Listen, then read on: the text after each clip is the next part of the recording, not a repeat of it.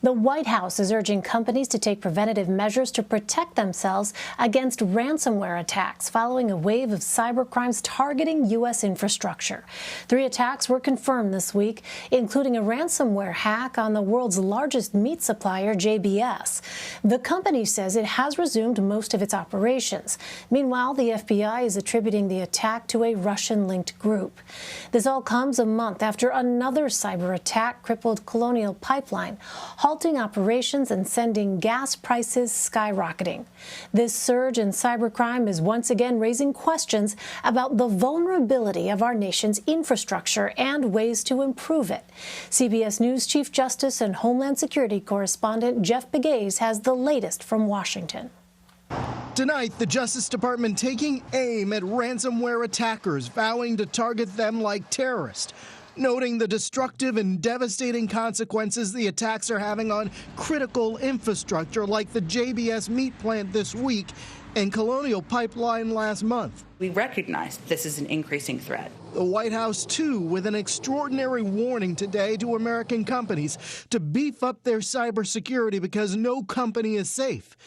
President Biden will take up the recent attacks with Vladimir Putin during their summit in a few weeks.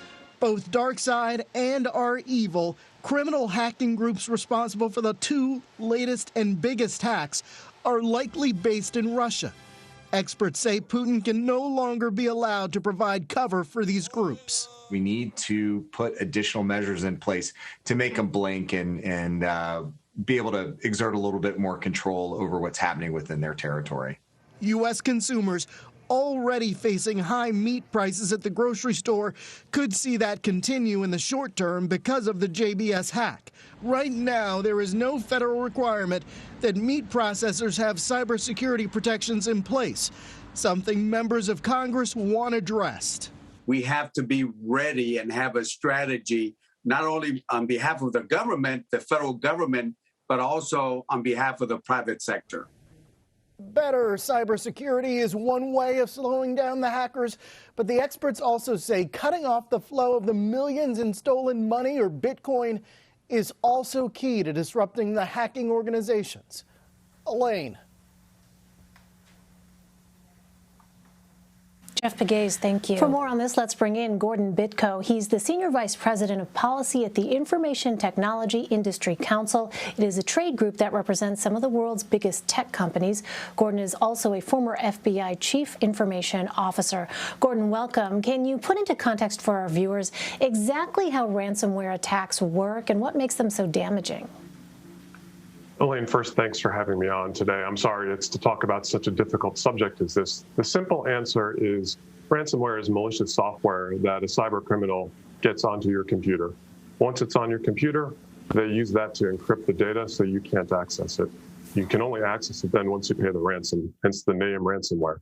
And the amount of that ransom will depend on how sensitive the data are, what they think of you as a target, how expensive, how much money they think you'll be able to afford to pay. Well, this week, 3 separate hacks on the nation's food and transportation industries were confirmed. What are some reasons U.S. companies and businesses are such popular targets for hackers? Well, first of all, it is a global problem. It's not just U.S. companies, unfortunately. If you look back just a couple weeks ago, the Irish national healthcare system was also targeted and victimized by ransomware. So it is something people around the world have to be aware of. But then I think that there's a couple of reasons why we've seen such a spike recently with U.S. companies. First off, there's lots of opportunities. Lots of U.S. companies are online.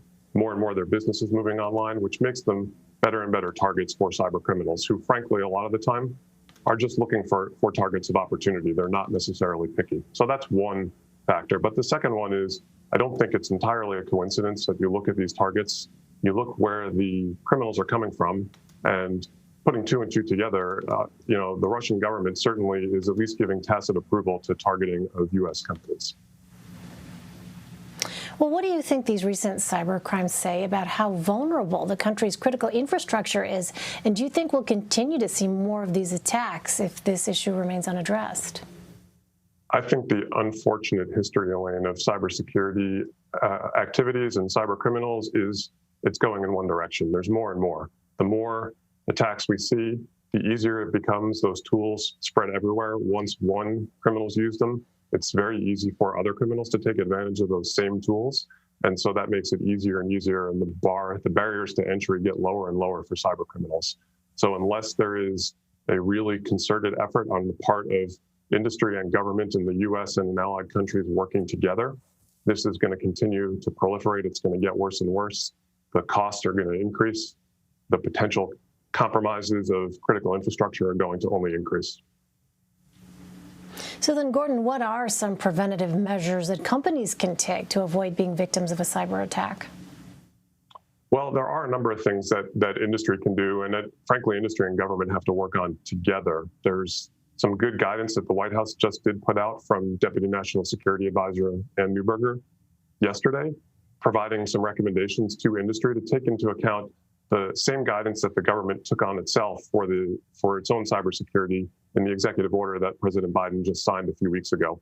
And that spelled out a host of things that the White House thinks it should do for its own cybersecurity and is now recommending that industry should do as well. Some of those are really basic things: have good backups, have a plan for when an incident does happen, because they're going to continue to happen, and you need to think about how to respond. But the most important thing in that guidance and for companies is leadership accountability. CEOs and other leaders in companies need to be thinking about ransomware and other cybersecurity intrusions as operational risks in the same way that they worry about a pipeline being damaged in a storm or any other thing that's going to affect their ability to do business.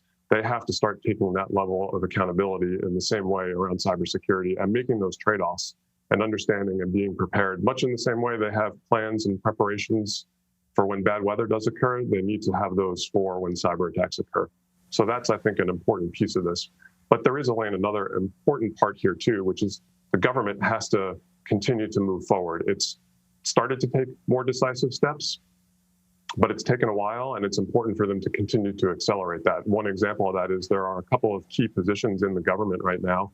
The new position for the National Director of Cybersecurity, that's a pending approval within Congress right now for Chris Inglis, who was just nominated, and the Director of CISA, which is the lead agency within Homeland Security responsible for these sorts of attacks, also just scheduled for a hearing. So we need to get those positions moving forward as quickly as possible, so there can also be a holistic, all-of-government response to these types of threats. Well, it's certainly such an urgent situation, it would seem. Gordon Bitko for us. Gordon, thank you very much. Thanks for having me on today, Lee.